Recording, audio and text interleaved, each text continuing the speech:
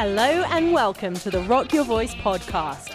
Vocal coaching tips that will transform your voice, interviews that will inspire, industry guidance, and so much more. Without further ado, let's get on with the show. Hello. Here we are for Confidence Part 2.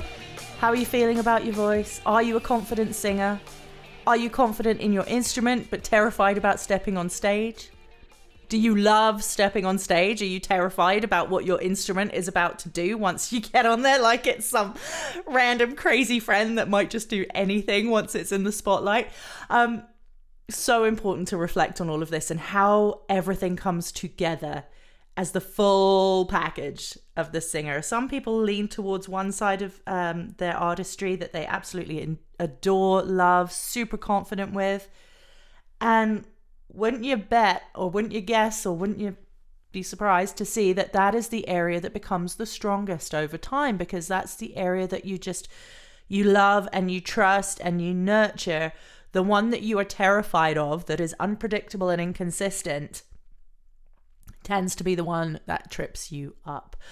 Okay, so here's the clip again, because it truly is like the best thing ever to really reflect on if you are an artist. And this specifically fired me up because a lot of the artists that I'm working with currently are kind of in that situation where they've either just been signed or they're suddenly stepping into a bigger arena.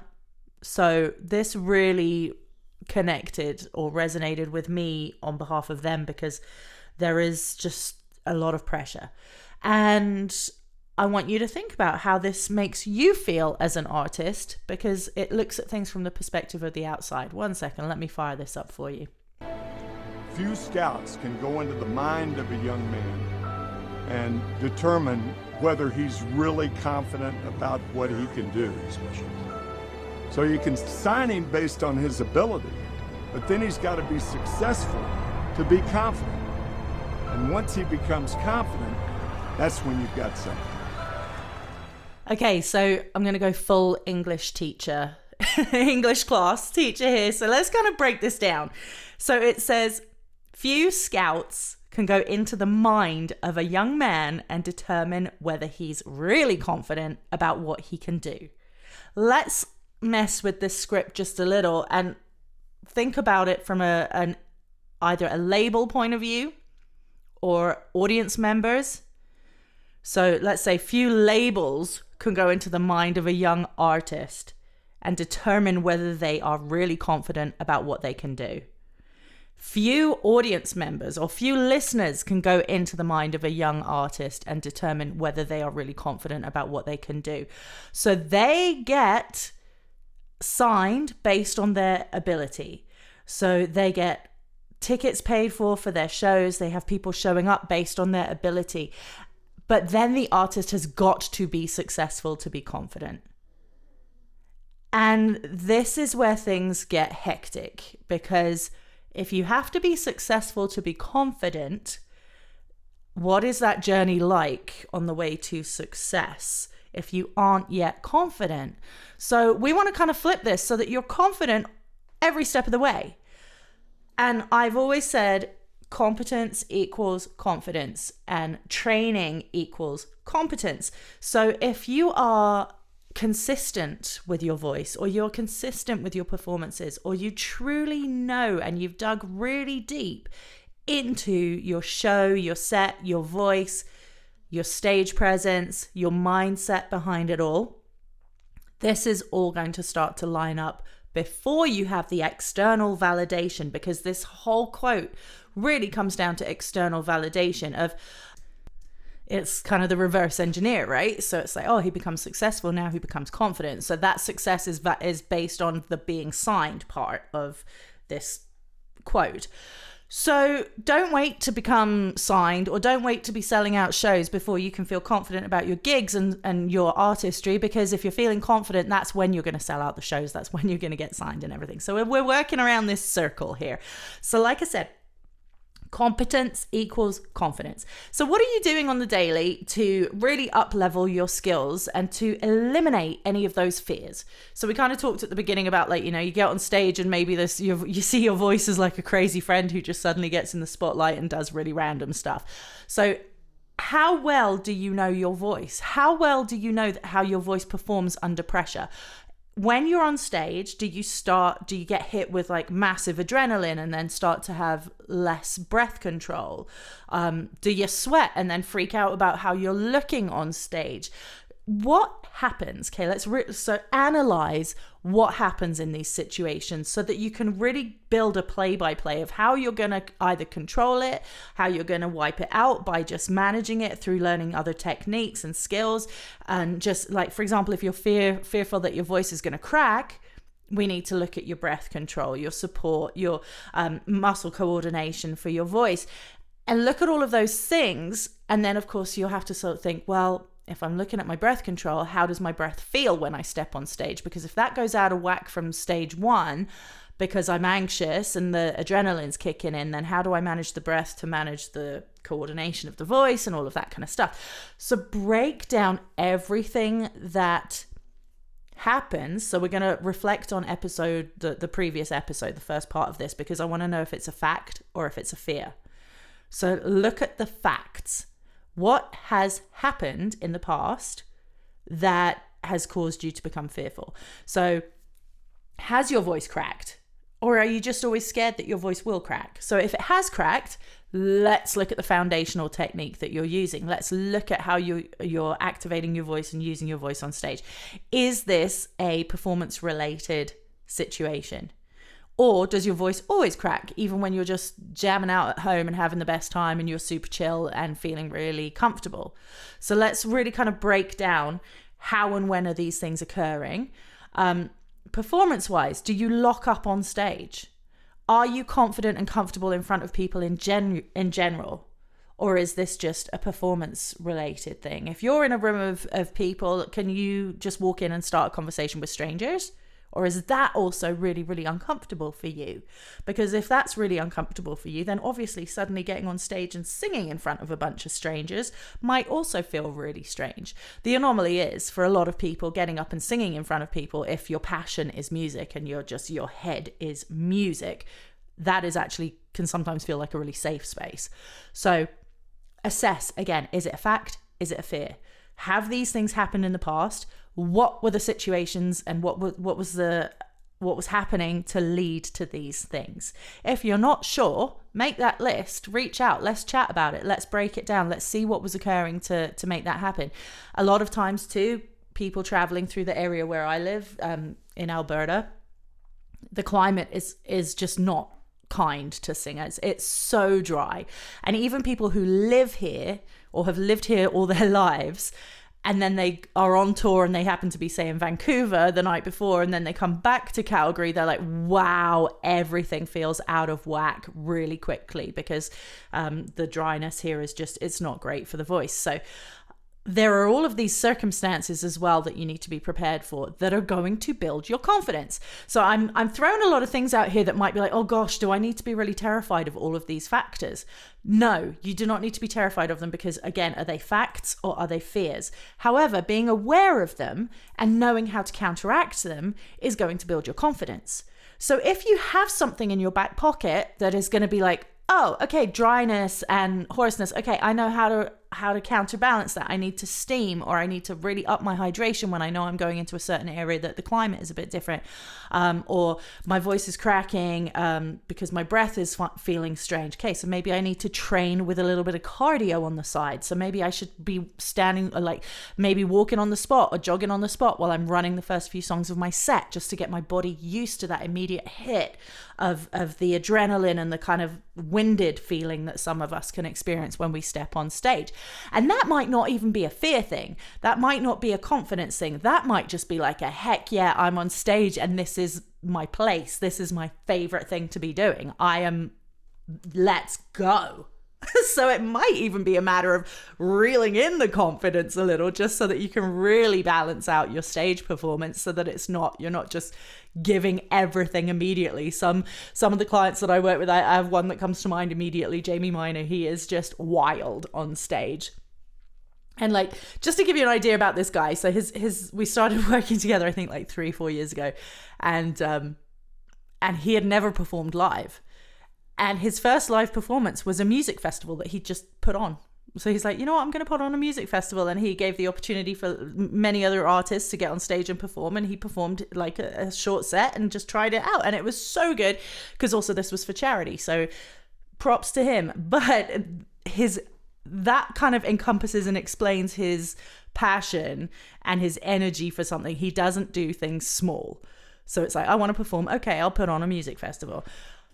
When he's on stage, it's big. So we really had to work on this whole, you've got the confidence up there. Everything's great, but we need to really harness the energy so that you are not tapped out halfway through the first song, because you are giving everything that you have. So again, having those tools in your back pocket of like, okay, what is the fact? How do I perform in these situations? How does my instrument behave? Am I like sweating? Do I dry up? Do I need to really overcompensate for the hydration because I get dry mouth when I'm nervous? Or all of these things that kind of can kick in that can add to our nervousness or our anxiety or stress, what have you. And then just having the counter action, having that preparation on the other side to balance it. So make a list. Think about, okay, what's happened in the past?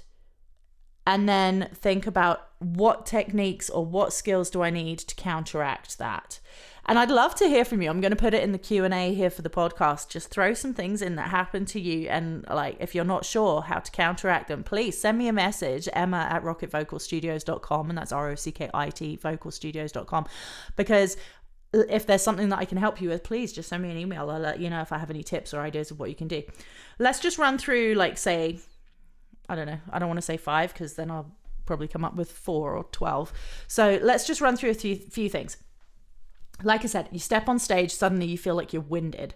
I would definitely work on some singing your first few songs of your set, doing a bit of cardio, whether like if you're fortunate enough to have like a treadmill or something to work on at home, or go for a walk and sing. You might look like a bit of a loony going for a walk in the park, singing your face off, but whatever works. Or doing like some jogging on the spot at home while you're singing. Get your heart rate up to kind of imitate that situation of stepping on stage, or also moving around. If you're a big mover on stage, if you move around a ton on stage, you've got to practice that movement while you're singing so that the two start to align. Okay, so start working on that. If you dry up and your voice starts to feel kind of tense and tight and dried up when you're on stage, if you get nervous doing that, hydrate. Steam as well is fantastic. There's a whole episode on the vocal mist if that's your jam. Check that out. But you literally can just put your head over a bowl and get some steam to your chords, like right before you go on stage. Obviously, just use your brain. Don't burn your face off before you go on stage. Just be careful. Just inhale some steam. Don't put anything weird in it. Just steam. That's the way that the moisture can get immediately down to your vocal cords. So we can try steam. We can try that cardio. Mindset, breath work. I believe there is also an episode on the podcast about pre-show kind of warm-up breath work to calm nerves. If you are the type of person that your head gets real spinny before you go on stage, and I'm kind of talking a lot about going on stage, this could be a small show, this could be a stadium gig. The outcome and the reaction and the mental reaction can sometimes just be the same, whether it's you're performing at a house concert or an open mic, or whether you're going on stage at a stadium opening for the Stones. The situation can be the same. So breath work can really calm you down. Don't be afraid to be a bit of a diva.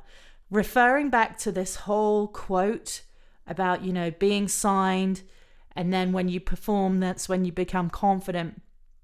There's a lot of pressure. So make sure that you're taking that pressure away. You reflect on why you're there. You're there because you love music. You want to share your songs with people. You want to share your voice with people. You want to do a great job being a backing vocalist for the person who's up front, whatever it is. Just think about your reason for being there. Your reason for being there is not external validation. You're not there because you want someone else to think you're awesome. You're there because well, obviously it's nice to enjoy that, but you're there because you want to do the best job for the music. Think about the song lyrics. Think about sharing the story. Think about impacting the audience in a way that they are connecting, not just reacting to say, yeah, you're great. You want them to feel, okay? So get into your head about why you're there. What's the reasoning behind this? If you just want to be adored and have people clap, there are many other ways you can be very, very successful about and get in front of an audience of people that way. Music industry is not the way to go if that's what you're looking for, because it's harsh out there. So bit of mindset, bit of breath work, and really just tap into the confidence and competence part. Warm up your voice. That's kind of a no-brainer. Make sure you're warmed up. Make sure you're ready. Pull a bit of a diva. Go find some space for yourself before your set where you can relax, where you can work on your breath, where you can warm up your voice, where you can warm up your body. This is something we often forget. If you suddenly get on stage and you like to jump around and move all over the place, but also a little bit of cardio, a little bit of movement and a bit of a stretch is really great for the voice. Okay, so getting your shoulders loose, all of that kind of stuff is going to be really, really great for the voice. That is going to also release tension. If you are lucky enough that maybe you have a BFF with you backstage, or you're somewhere where your manager or bandmate can give you a bit of a neck and shoulder massage, loosen some stuff up, that's going to really actually help the mechanism. Because if please not like a throat massage. Yes, there are specialists who can loosen things up in that area. Just your usual, shoulders, let's loosen things up a bit. Because if you start doing throat massage and stuff and you don't know what you're doing, you can really throw things out of whack. So please do not mess around with that. But some stretches, some shoulder work, just loosening some stuff up, just a nice little massage from your buddy before you go on stage. That's going to release the tension in the brain and the body, and it's also going to allow the mechanism to move a little bit more freely. So there's a few things that can really kind of calm you down before you go on stage. Try those. Go check out the breathwork podcast episode as well. That's good. The pre-show breathwork. That's going to get you all in alignment. And just again, is it a fear or is it a fact? Make that list of the things that have happened in the past and figure out the correlating training that needs to start to wipe that out so that your confidence will come, because you'll know how to counteract it and balance it out, okay?